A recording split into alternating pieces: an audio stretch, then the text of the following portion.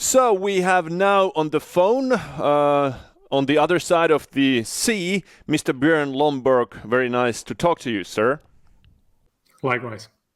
So let's go. I'm starting with this kind of a general question of climate change. What do you think is the biggest misunderstanding regarding of climate change? I've written a whole book about it, but let me just first take a step back and say, look, global warming is real. It is a real problem, and it's something that we should deal with. So let's just get that cleared up. But I think there's a number of problems, and I'm just going to give you three examples. I think we have been told the story that everything that happens with climate change is terrible and that it eventually leads to almost the extinction of the human race. That's simply nowhere near true. That's not what the UN climate panel tells us. It's not what the best science tells us. It is a problem, yes, but it's not the end of the world. So just to give you one example, for instance, when we talk about climate change, we know that it will mean a warmer world. It also means that the sea level will rise. That is unquestionably a problem because all of our infrastructure is adapted to existing sea levels. So when sea levels rise, that will be a problem. But we very often hear that this is going to lead to, that places that now host 187 million people will get flooded and they will have to seek new homes. But that entirely exclude that we will adapt to these issues. So we need to recognize that often when we hear these stories, we hear them in this existential, it's the end of the world kind of thing. And that's not true, because if we act as human beings, much of this will be ameliorated. It'll still be a problem, but a much smaller problem. If I can just give you two other, and I'll make them quicker, two other indications. So not only do we hear that this is the end of the world, and it's not, but we also very often hear that we can make a huge difference. Unfortunately, if you actually run the UN climate panel models, what is important is that for this century, the vast amount of emissions are going to come from the now poor world, so from China, India, Africa, the rest of Southeast Asia, and Latin America.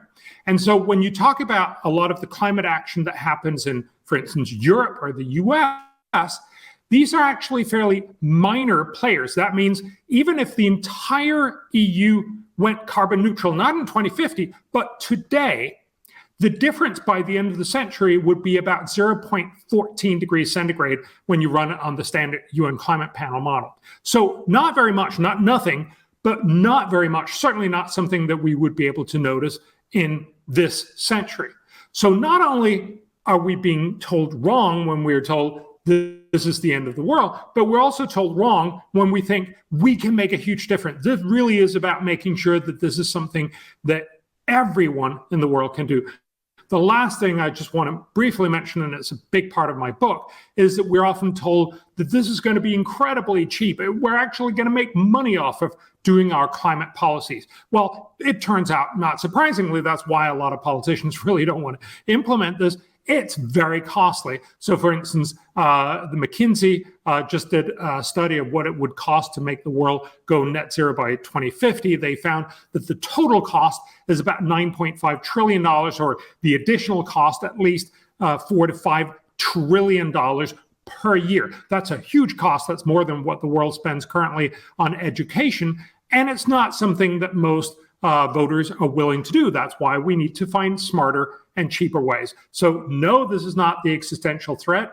What we do in the rich world is not going to matter all that much. And the solutions, unfortunately, right now are very expensive. That's why I say it's a problem, but we need smarter approaches. And that's what a lot of the book is about. Yeah, sure. But even if that is true, one might say that, okay, but better to save than sorry. So what is the real harm of this panicking over climate change? So it's absolutely true that you can say, look, better safe than sorry. But you have to remember, if you're over worried about some problems, it means inevitably that you're under worried about other problems. If you focus too much money on some areas, it means you don't have that money to focus on other areas. And there is some very clear harm in over-worrying, just as there is in under-worrying about climate change. If you over-worry about climate change, you certainly have the psychological stress that we are now seeing for a lot of young people around the world.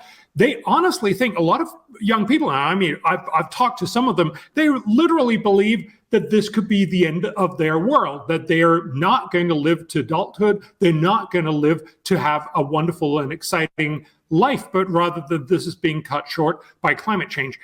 If that's not true, and I think the evidence overwhelmingly shows that that's not true, they're being told a lie, and that has huge impacts on their lives. But of course, it also means that we end up spending huge amounts of resources on things that will actually not only not solve global warming, that is, we're wasting it on bad policies in rich countries, but that also means we don't have the same number of resources to deal with all the other major challenges that we face, both in the rich and the poor world. So for the rich world, we have a pension crisis most places around the world. We don't actually know how we're going to pay for pensions in just 20, 30 years down the line.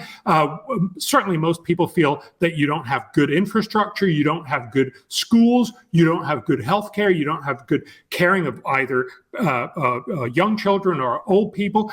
There are a lot of other places where we don't have enough resources. If we spend too much resources on climate, it ends up being lost on all these other areas. And of course, in the poor world, for most of the world, people in this world, so about 6 billion people who are not in the rich part of the world, they are living with very, very simple issues of dying from easily curable infectious diseases like malaria and tuberculosis, not getting enough food, not having good education, and all the other attendant problems. And those problems could be addressed very low cost for much of the money that we're currently spending on climate. So there is a real cost to over-worry. This does not mean we shouldn't worry, but it means we should be worried correctly. Yeah, sure. One thing you talk about a lot is adapting to this problem, and that it's very important to adapt the right way. So give us a few examples of what adapting to climate change would be in everyday life. Yes. So as I mentioned very early on, when we hear a lot of the stories about climate change, we typically hear what will happen if nobody does anything. As I mentioned, with sea levels rising, of course people are going to adapt. We've adapted since the Babylonians a long time ago, and we know how to do this. Remember, Holland is a country where 40% of the exterior is beneath the level of sea. And it's not like you go around in Holland and think, oh my God, I'm in imminent danger of being inundated. If you ever fly into Schiphol in Amsterdam, the world's 14th largest airport, it's actually the only airport in the world that also, and before, was the major site of a naval battle. You don't experience that because the Dutch know how to do this, and they've actually dealt very, very quickly and radically with their challenges with sea level rise, and they've done so in a way that still preserves a very large part of the well-being of people in Holland. It doesn't feel like you're inundated or you're in danger of being inundated, and fairly cheaply so. The total cost of the Dutch adaptation to sea level rise until now, since from about the 70s, is about 10 billion euros. That's not nothing, but over about 50 years, it is a surprisingly small cost. Likewise, when you look at, for instance, farmers in developing countries, you certainly will have a problem as temperatures rise. You will see some crops being more vulnerable, like wheat, for instance. Wheat is cold-loving, not heat-loving, and so wheat will be a poor choice to plant. Whereas, of course, many other plants will actually be heat-loving and will be better at being planted there. So you will see people change their crops. Of course, they'll do that. You know, farmers are not dumb. They actually know how to deal with this. Now, there'll be some cost because it will be new crops that they're not as good at dealing with. They haven't had the experience from before. So clearly, this is not going to be costless, but it's not going to be nearly as bad as what we typically hear about. The last thing I just want to mention is as temperatures rise, we're going to see more heat deaths. We're also going to see fewer cold deaths. And that's important because we need to remember the full picture. heat deaths is actually fairly easily tackleable because it's mostly a question about making sure that you have access, when there's a real heat wave, you have access to, for instance, air conditioning. As you get rich, as you get more resilient, you get those opportunities. Whereas being vulnerable to cold turns out to be much harder, much more expensive. And indeed, that's also what kills a lot more people. The best international evidence shows that about 500,000 people die from heat, but about 4.5 million, or about almost 10 times as many, die from cold. And so what we need to remember again is, yes, we should get better able to deal with heat. And that is going to be a challenge, especially in many poor countries. But we should also recognize that we'll actually be less vulnerable to, and we will see fewer people dying from cold. And certainly in the last 20 years, we've actually seen more people not die from cold than extra people die from heat. And in that sense, in a very moderate and limited sense, climate change in that particular area has not been a net bad. It's actually been a net positive. Yeah. So, well, however, adapting to the warming global or warming climate means that we need to do some technological innovations, maybe. So, what do you think are the best technological innovations in order to tackle the downsides of climate change? So there's a lot of different places we need to do innovation. On the adaptation side, we actually have most of the adaptations because the rich countries have already developed them. So to a very large extent, this is much more about making sure that poor countries are not held back by being in poverty. And that's one of the important parts of the book, is also just simply recognizing that you're most vulnerable when you're poor. So the real question is, do we help poor people by, for instance, cutting a ton of CO2 up here in the rich north? Or do we help them better by making sure that they and their kids become much richer, hence more resilient and better able to deal with the problems that nature will throw their way, not only in climate change, but also in natural disasters and everything else, of course, also just simply in healthcare and everything else?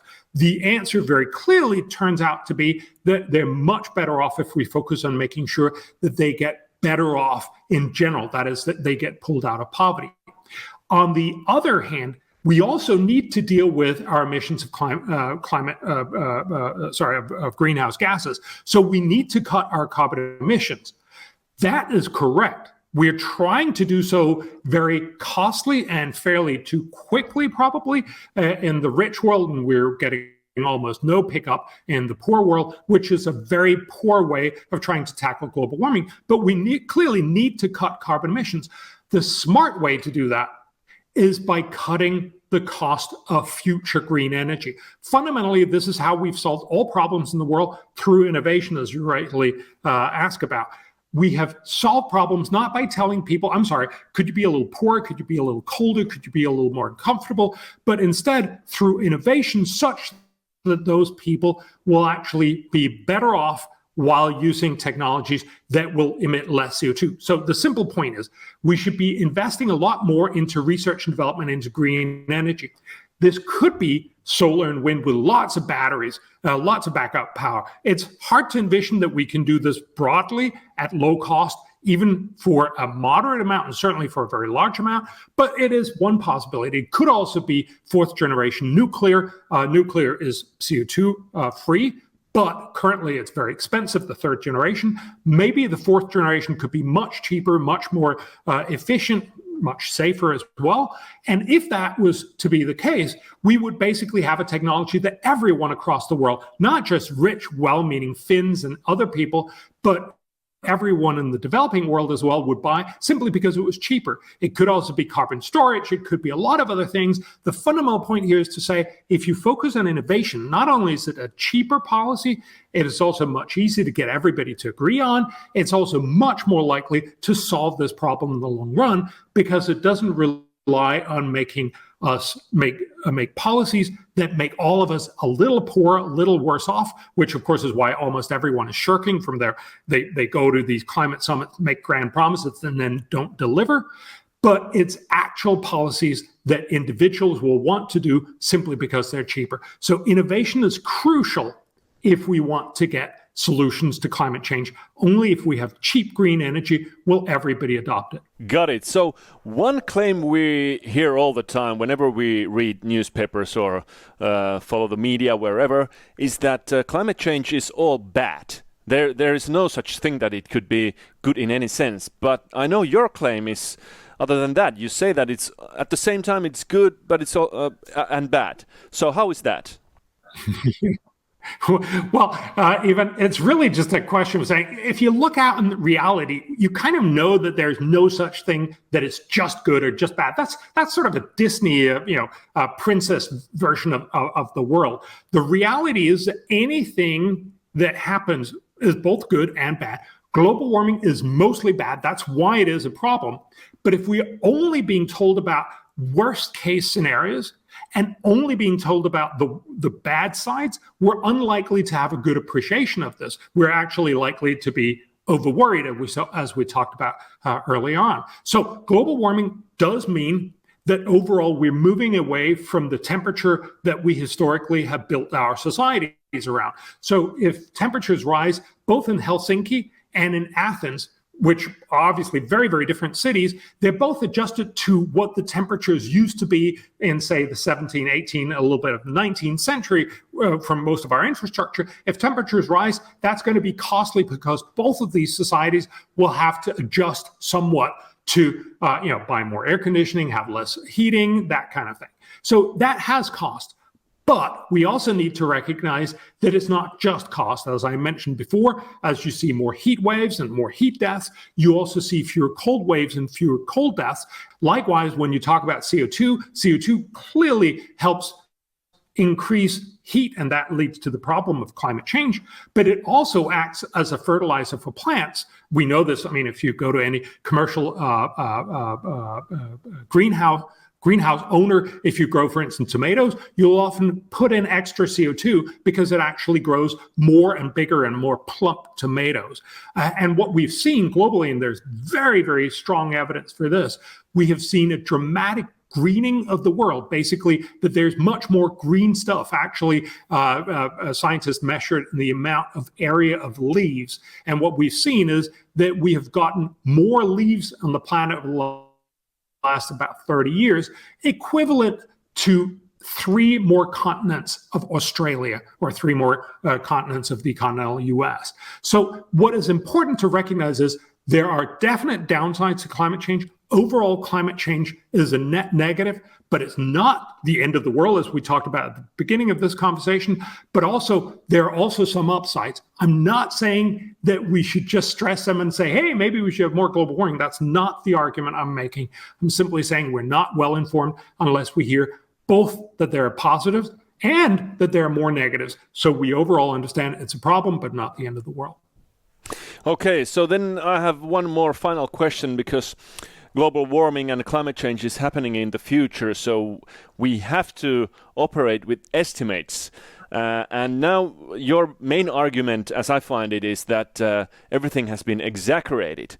So what would you say that take away the exaggeration and just focus on the most that you think that is the most likely happening, what's going to happen with the climate change, let's say in 50 years from now? Yes. So a lot of people have spent a lot of time. And again, remember, I'm a social scientist, so I basically work off on all these people who've already done a lot of scenario analysis and who've done a lot of the climate modeling. What they tell us is that we will live in a warmer world that will have a range of different problems. And one of the things that is crucial to understand is that we will be much richer in 50 years. Actually, in 50 years, the average person on the planet, according to the UN climate panel's sort of mainstream scenario, is that he or she will be about 350% as rich as he or she is today. Because of global warming problems, it's going to feel like he or she will only be, say, 320%.